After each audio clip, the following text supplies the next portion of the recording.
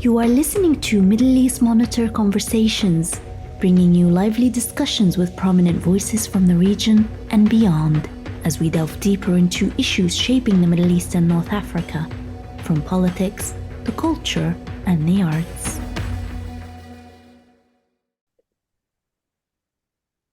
Hello, welcome to MEMO Conversations. I'm video producer Osman Butt. Magic was an integral part of the way medieval Muslims, Christians, and others in the Middle East, Central Asia, and beyond made sense of their world.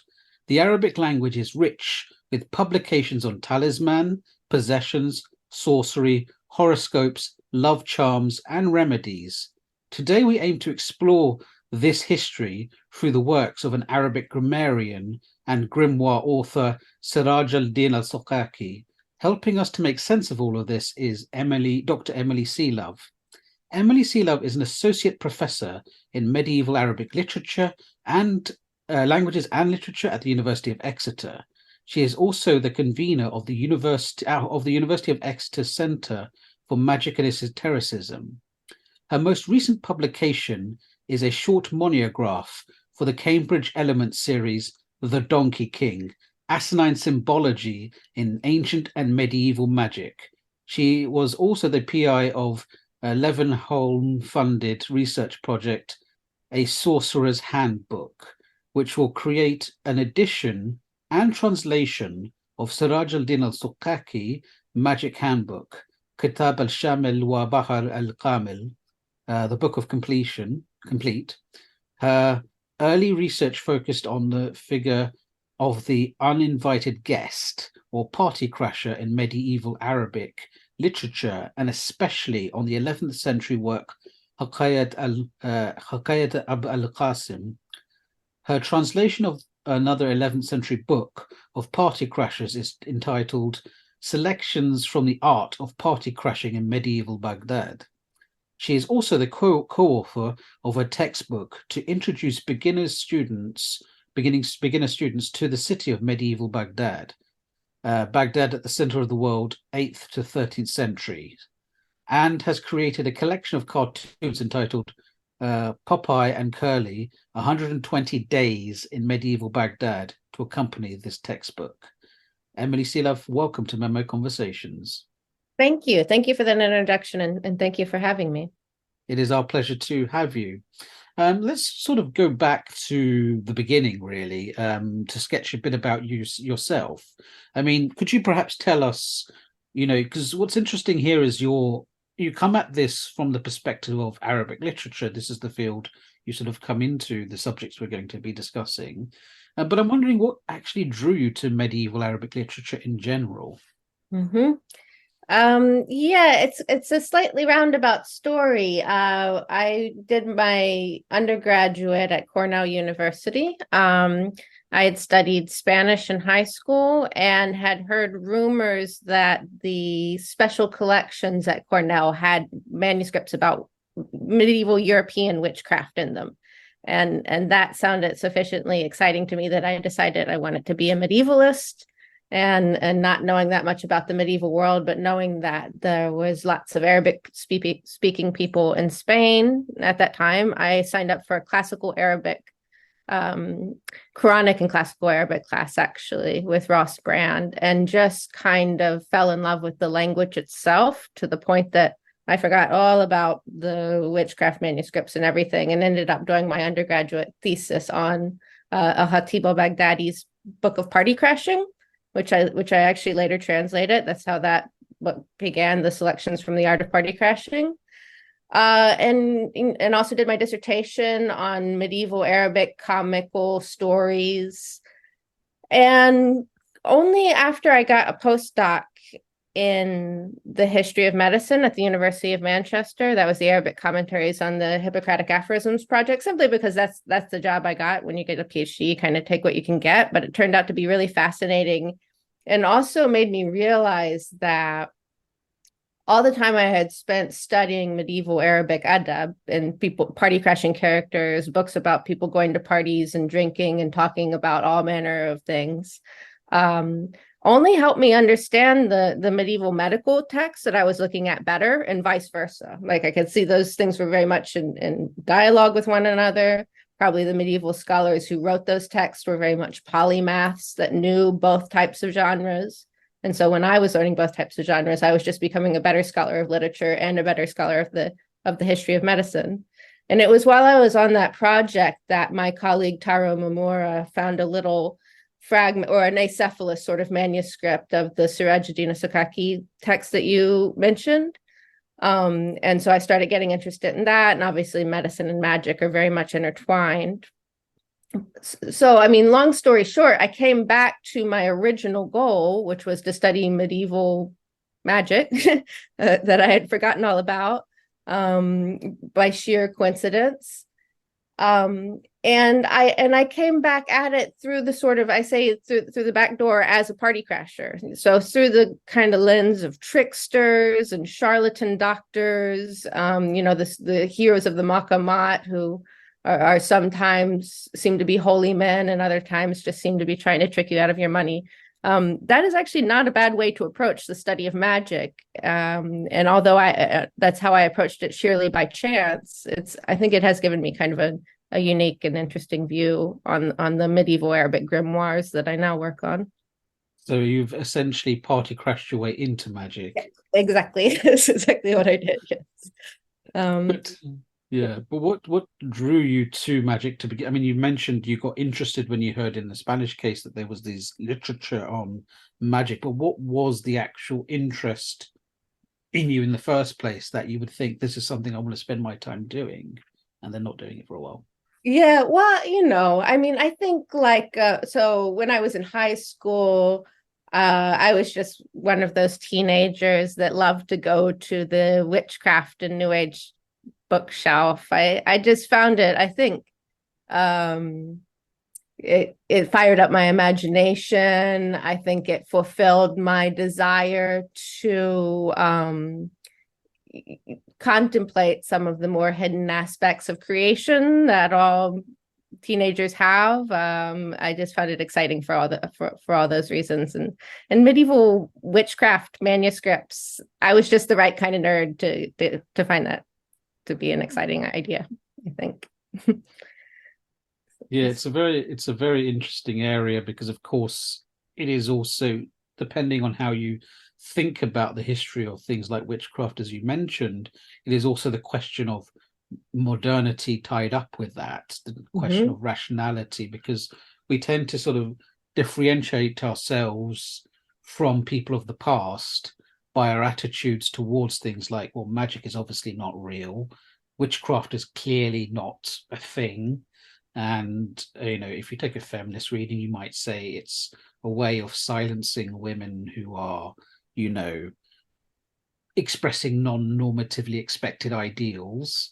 There's all sorts of modernist readings, and that's how we tend to think about it. But essentially, it's premised on the idea that this is a falsehood, right? That's used to persecute people, that's used in different ways. And we, of course, do not believe that. And so it's a fascinating area because essentially, in order to really study it, you end up interrogating the attitudes that we hold today about it.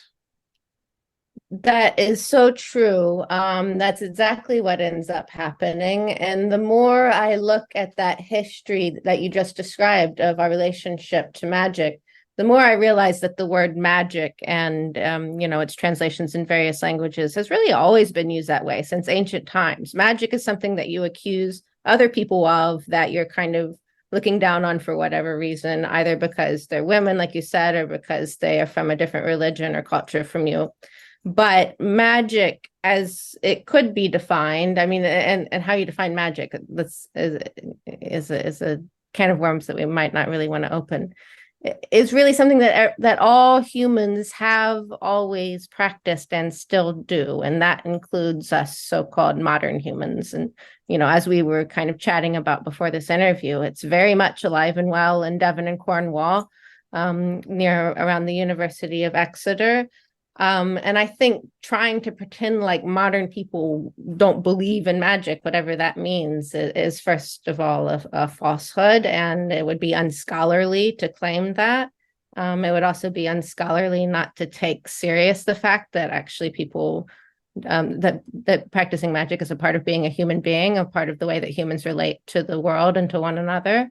So it's about taking a different look at the history of our own society and our relationship to other societies. And this is especially, sorry to keep going on, but this is especially important when we think about the relationship of the West to the Arab and Islamic world, because part of that discourse is also, I think, part of the discourse that of Orientalism, where we are defining ourselves as the modern, rational, uniquely scientific West, and everybody else is essentially somehow superstitious and different from us. And what that does is erase the contribution of the Arabic-speaking scientists and philosophers upon which our own Western culture is founded, and set up this kind of false dichotomy between a rational and a non-rational society that just doesn't exist and completely falls apart when you start picking at it a little. So yeah, it's just, when you look at the history of magic and occult sciences, you just get a new lens on the history of ideas and religions and philosophy that I find really exciting. Yeah, and I do think, given the pervasiveness of this sort of idea around what we might term as different forms of magic, or even anything that is remotely considered supernatural, the pervasiveness you find across different cultures and people on a sort of basic level. I mean, I think even somebody who's generally skeptical of, let's say, these sorts of phenomena, they do have a side to them where they're like, well, it could be true, but I don't know if I want to acknowledge it if it's true. And it's kind of interesting to think that a lot of the premises that we've talked about denying and saying, effectively, we're rationalists, this can't be true, that there is a culture of denialism about an important human intuition, which is to think that this thing might be true. Yeah, I think what that feeling is an acknowledgement of the fact that our methodologies, which, we respect and use and learn about, just like, I'm not saying throw them out at all. We apply them to their limits, but then we acknowledge that at the limits of those methodologies, there's a lot that we don't know, and we feel that we don't know it. And instead of just backing away at that point, to maybe just lean into that uncertainty a little, to that weirdness and that sense of the uncanny, of something a little beyond the reach of human knowledge, which draws all of us. It is part of being human, the desire to communicate with the unseen and the unknown. And I think you're right that that's something that's a part of all humans, and I think it's also something that could help us enrich and enliven our academic research, if we find some responsible ways to kind of explore those areas of uncertainty and the unknown. If that makes sense. It makes a perfect sense, and I think that draws us to our subject, Siraj Al-Din Al-Sakaki. I'm wondering, though, if you could tell us a bit about him. Who is he, and why does who is he, and why does his works matter so much? So Siraj Al-Din Al-Sakaki is still a very well-known man, but he's known for his book Miftah al-Ulum, the Key to the Sciences, which is a book about the Arabic language. And it's actually still used in an abridged form by scholars of the Arabic language today. It's often characterized as being quite a sort of dry or even boring text. And because his reputation is so tied up with that one text, that's how he himself is remembered. But people have forgotten until recently that the biographers of Siraj Al-Din Al-Sakaki tell us that he was a magician, first in the the court of the Khwarezmian Shah, and then in the court of the Mongol Khan. They have some very colorful stories in his biography about him sort of getting into magical battles with rivals at court. And he was very far from a boring man. He was quite colorful and a little bit terrifying. And he appears to have written this collection of magical texts, which we'll talk about, I'm sure, pretty early in his career as a scholar. So as a native Persian and possibly also Turkic speaker, he actually came to the study of the Arabic language later than you might think, and seems to have written this book of magic not long after he began his studies. So it's written in this very sort of what you might call Middle Arabic style, a very Persian influenced sort of ungrammatical Arabic.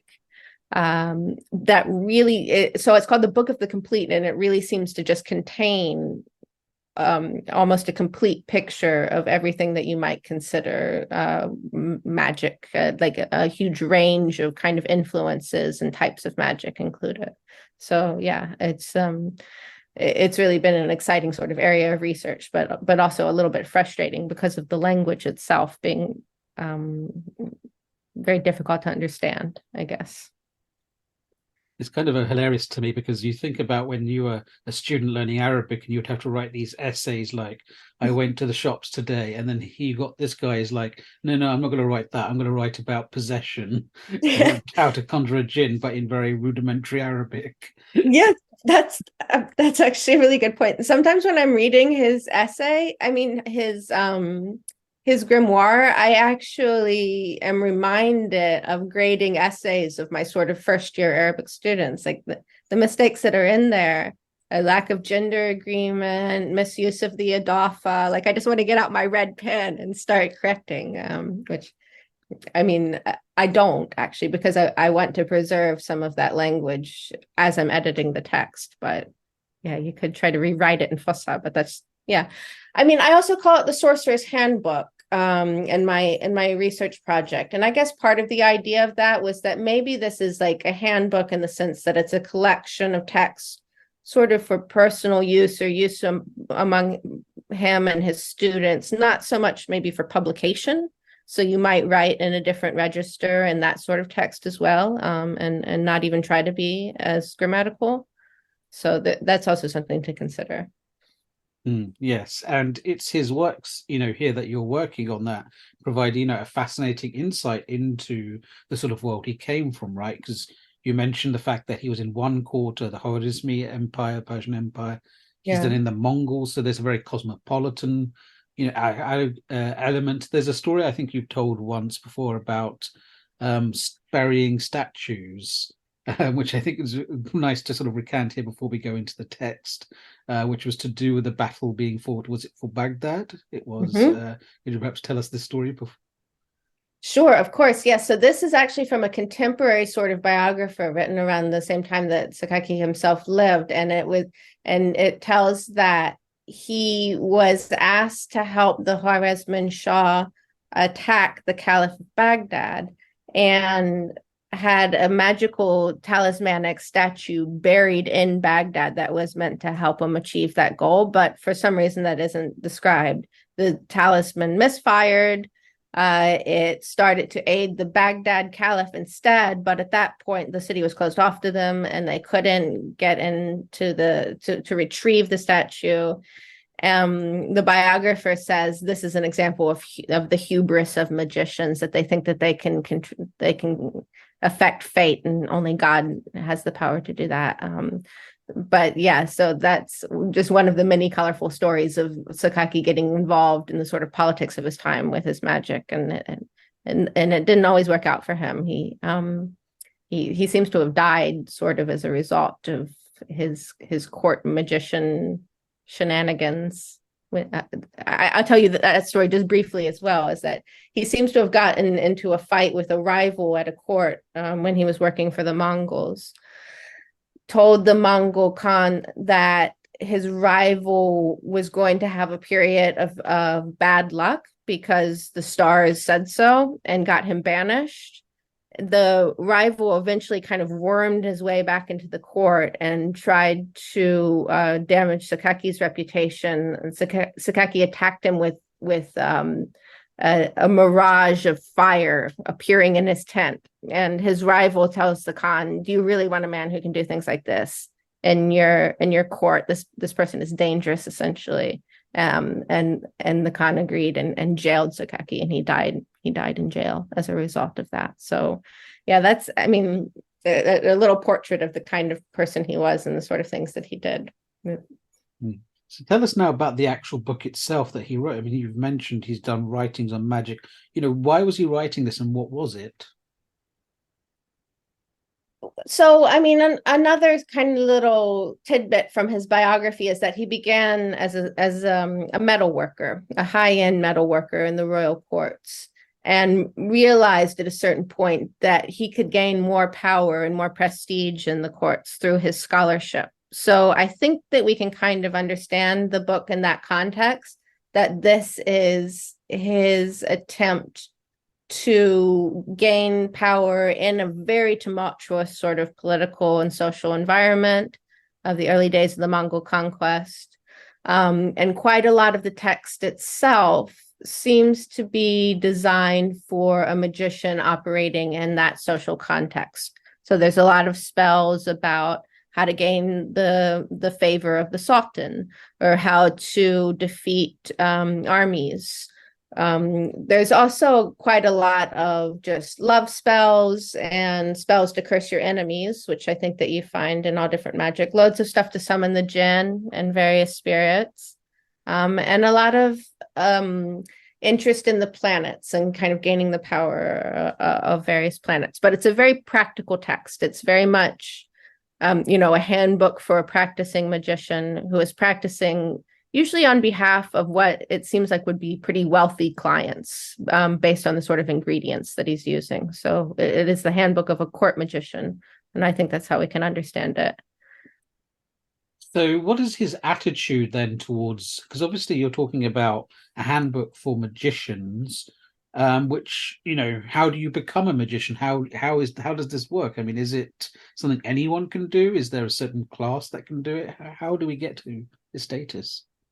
Well, he makes it clear that you need to be trained by a master, essentially. There's actually a story in the text about somebody who attempts to teach himself this art solely using books, and basically fails, and also potentially puts himself in danger until he finds a master sheikh who can fill in the blanks. And the manuscript indeed seems to sort of leave certain things out that you might expect what your master would explain to you. And Sakaki himself tells the name of his own master in the art, Al-Haddadin, and even gives a sort of isnad or chain of transmission that traces that knowledge essentially all the way back to Adam, through the various prophets, through the prophet and his companions, and down to the teacher who taught Sakaki himself. So, and for the most part, it was men.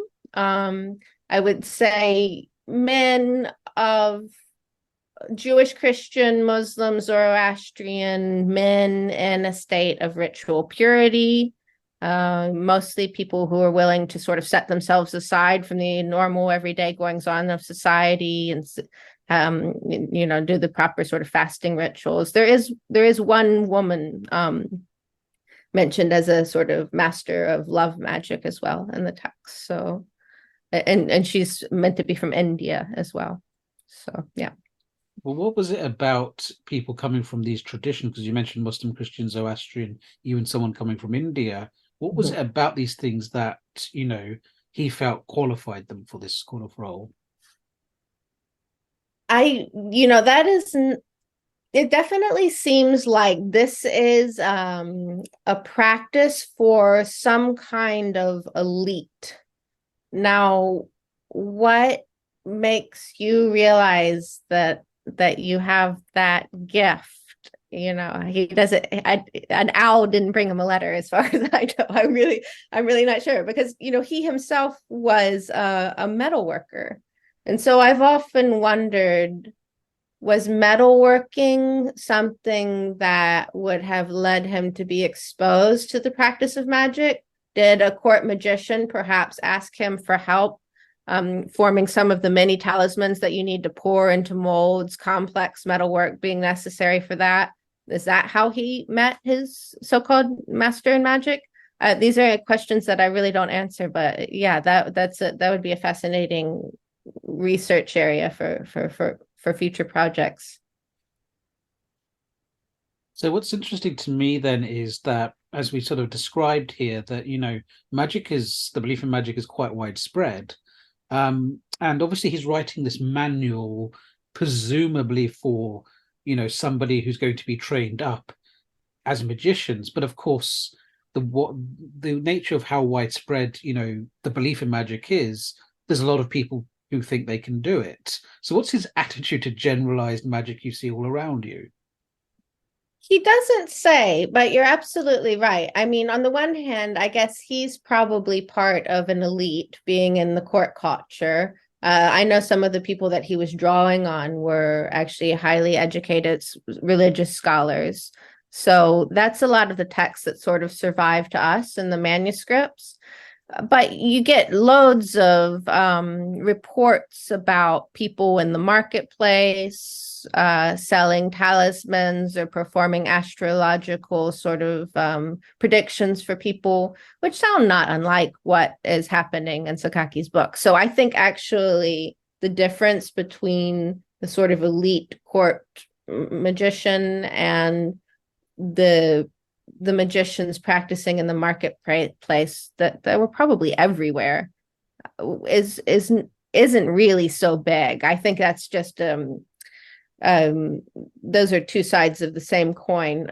I would have to assume that the magic practice in the marketplace would involve less rubies and gold, but other than that, it seems pretty similar to me, and very widespread and common. And also I think the line between sort of entertainment and magic was already pretty fuzzy. I think a lot of that was probably people in the marketplace maybe putting on a show, maybe doing so-called real magic. I think the line between belief and just people going about the daily activities of being a human being and finding this kind of stuff exciting has always been a little bit blurry.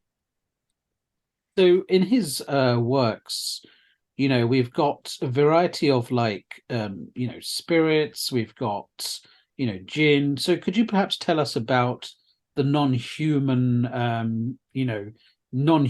entities we encounter in his works? Yes. So there's angels, first of all, lots of angels. There's what he calls the Ruhaniyat, which are sort of these spiritual entities. It's a little difficult to know how to translate those. There's jinn, and then there's children of the devil. There's quite a lot of those, actually. As well as Iblis himself, and we can talk about that if you like. And then there are the various planets, which he also kind of addresses as entities. And I should say that there's a lot of overlap between all of those characters as well. So angels and Ruhaniyat kind of blend into one another. Ruhaniyat and jinn and devils. The role of the planets and the relationship to all of those it's not very well spelled out, to be honest. He doesn't really give a systematic explanation of what it is he's doing. He kind of is just gathering together a bunch of texts and saying, this is what works. A lot of times he says, I tested it and this works. And it seems like there's some evidence that might actually be true. So yeah, but that's a kind of general picture of the landscape. There's a question sort of building my mind about this, because of course he's in Central Asia. To what extent, though, does, when we talk about the spread of, let's say, the Arab world and the extent of Islam, how does that sort of change, or, the supernatural experiences or the interpretation of these entities, spiritual entities, how does that change with the sort of spread of culture and civilization, as far as we can tell? Because I can think of a couple of examples that I've come across. For example, I remember listening to someone talk about this in the US, where obviously in the US you've got because it's a Anglo-American culture, it has a tradition of ghosts and that kind of thing.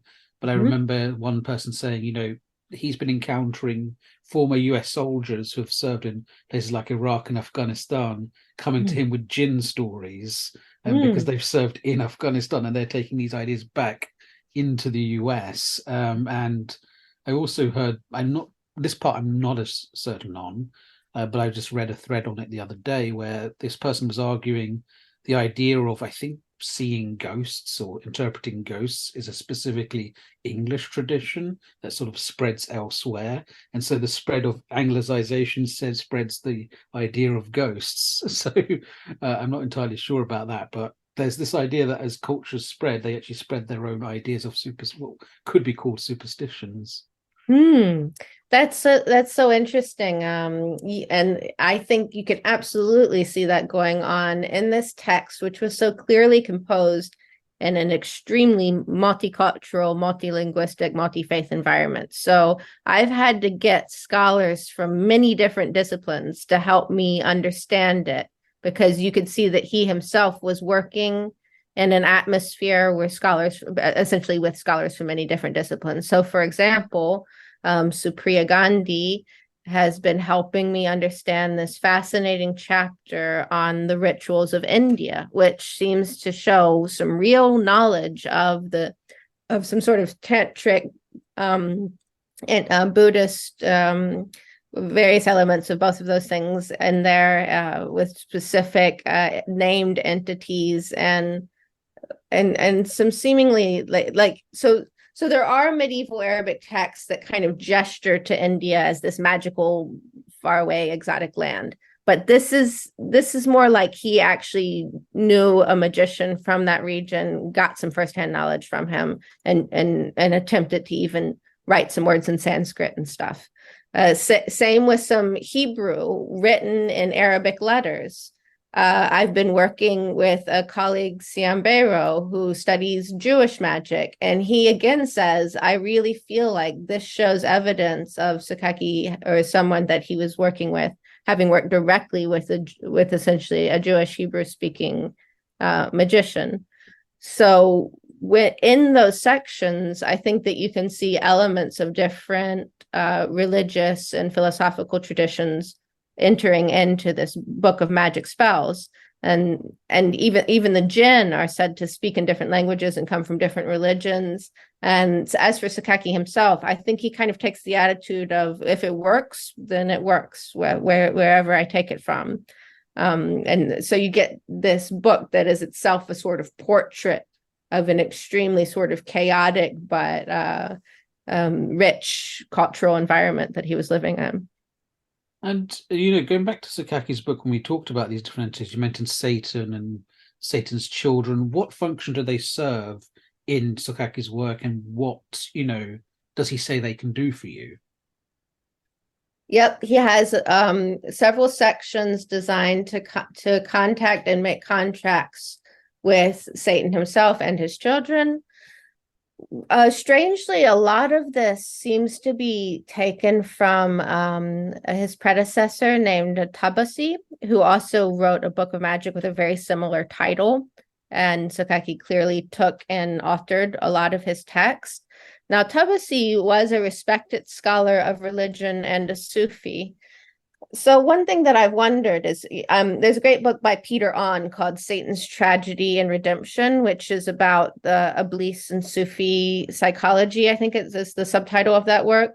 And it's about how, according to some versions of the tale, Iblis is not really just the unambiguous source of evil to be avoided. He is the mysterious instrument of God's will, where God obviously has power over all things. So we don't have like a dualistic worldview. And therefore, if you really want to understand God's creation and all of its complexity and all of its mysterious contradictions, then Iblis is part of that world and part of what you need to understand. As for Sakaki's attempts to use Iblis and his children for various purposes that include love spells, obviously cursing, pretty much anything. If you can get them to help you, then they can do a lot of things for you. But the way that he goes about trying to get them to help him is by reminding them that God has power over all things, including them, and that and just as Solomon, for example, controlled the jinn and various entities, he is now going to control these devils, essentially. So he addresses them in the name of God, in the power of God, to ask them to help him to achieve all various ends. So this is something interesting then about the medieval attitude towards the devil, because we tend to think of, as you mentioned, devil as incarnate of all evil, right? And it's surprising to many that the idea that, you know, somebody who's actually religious invoking the devil for help. So what does this tell us, though, as you know, about the attitudes towards the devil that may have existed in these times? Yeah, so I wonder if part of our attitudes about the devil aren't the result of the sort of cultural mixing and borrowing that you were describing earlier, where sort of ghost stories from Europe have now seeped into other cultures, and now jinn stories are seeping into the culture of American soldiers, or other soldiers from the West. I wonder if now our conception of the devil, even when we're trying to study medieval Islam, has not been kind of clouded and altered by medieval European conceptions of the devil. Because when I see the devil in medieval Arabic literature, he is often a sort of semi-comic, almost trickstery type character that the characters are engaging with in various ways. In Peter On's book, there are some stories in which he's almost this tragic lover of God who is longing for reunion with him, having been sort of expelled from Eden only because he loved God so much that he would bow only to him and not to Adam. So there are these sort of almost sympathetic portrayals of him there as well. So yeah, maybe we shouldn't misapply our the kind of European influence conceptions of the devil onto Iblis here. That's what I would cautiously say. That said, the Sakaki is very clear that this is dangerous. All of these things are dangerous. They are only to be undertaken in a state of strict ritual purity under very specific astrological conditions, and only by people who, for whatever reason, are the spiritual elite who are able to undertake these types of operations. So yeah, not to be done lightly.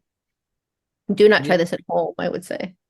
So that's also part of his selling pitch for himself, I would imagine. Right. Yeah, definitely. This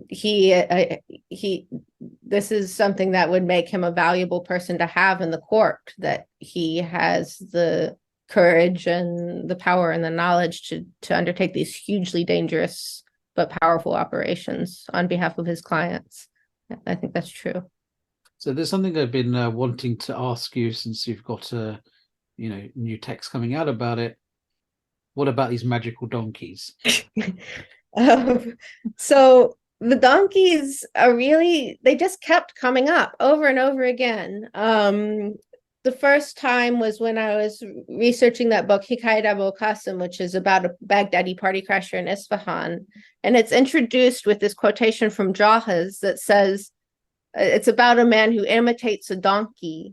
And then Jahiz goes on to say, and that proves that man is a microcosm because he can imitate all the different animals. And that's just the first example of the donkey coming up in a surprising, funny, but weirdly profound context. Often in comic text where it seems like it's just a joke at first, like that, but then you start thinking, well, what does that mean that man is a microcosm, and where does that idea come from? And just over and over again, the donkey was kind of the creature that was leading me into these deep thoughts. And I realized, like many scholars have before me, that's something about the donkey himself, that the donkey has an ancient, profound, symbolic resonance, which has always been comic on one hand, even back in ancient Egypt, but also something sort of uncanny or even holy on the other hand. So the donkey's been the companion to all of the prophets of the Abrahamic faith. The Prophet Muhammad had a donkey. Jesus obviously had a donkey, very famously, that play a very special role in their companionship to those prophets. But the donkey's also been the companion of various demons, of Satan himself.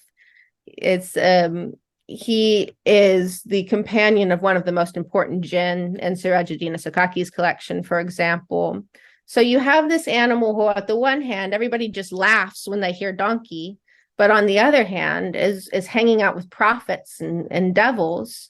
And this is what the book is about: is why is there this sort of duality in the symbolism of the donkey, and what does that actually say about sort of the richness and the complexity of the microcosm of creation as embodied in the figure of the donkey, actually. So yeah, that's a little potted overview.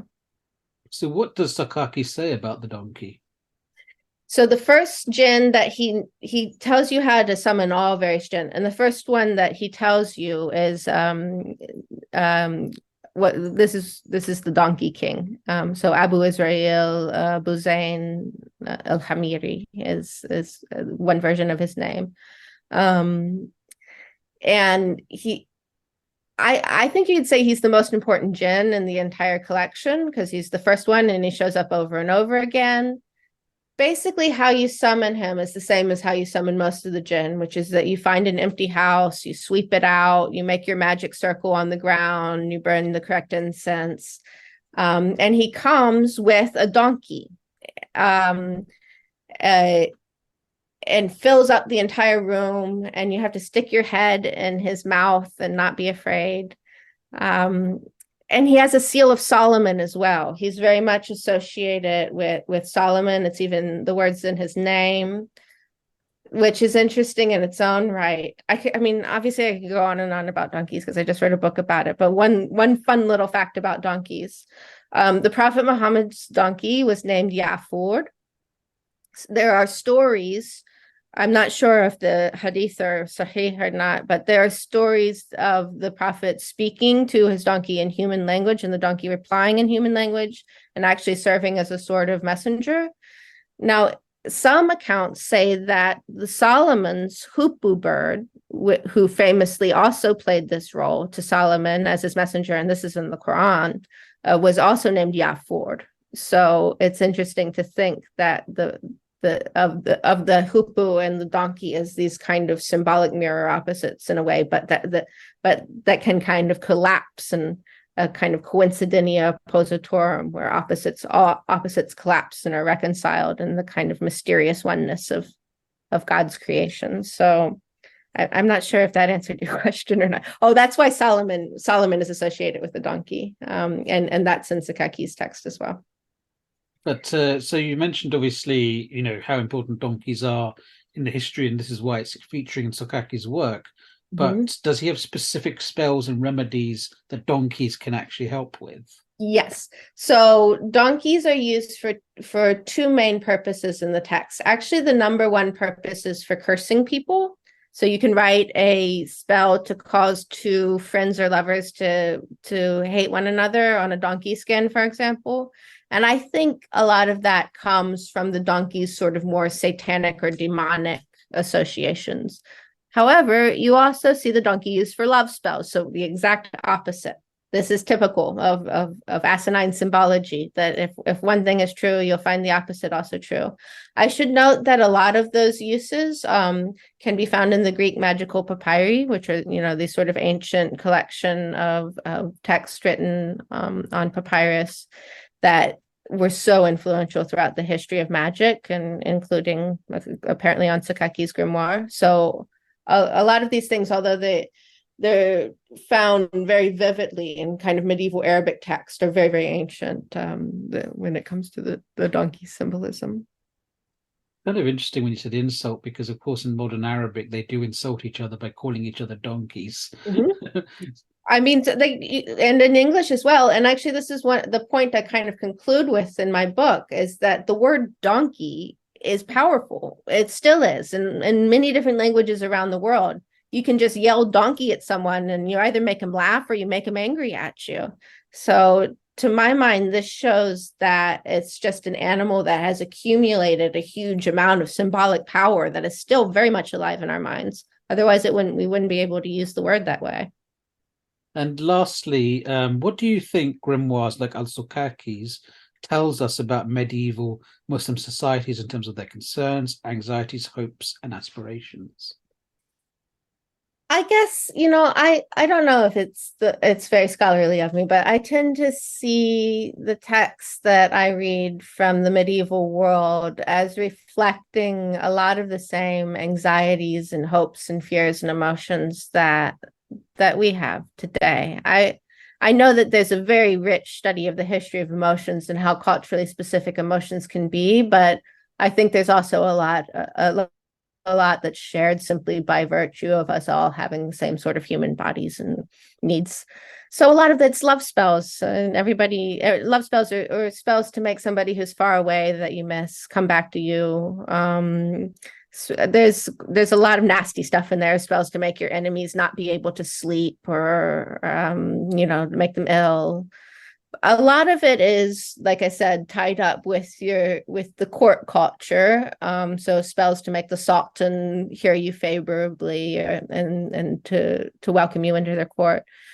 A lot of it, though, and this is maybe what's the most interesting to me, I think, and there has been some good scholarship on this in the history of magic as well, is the desire to see the jinn, to have them manifest to you, or to see an angel, have them talk to you in a dream.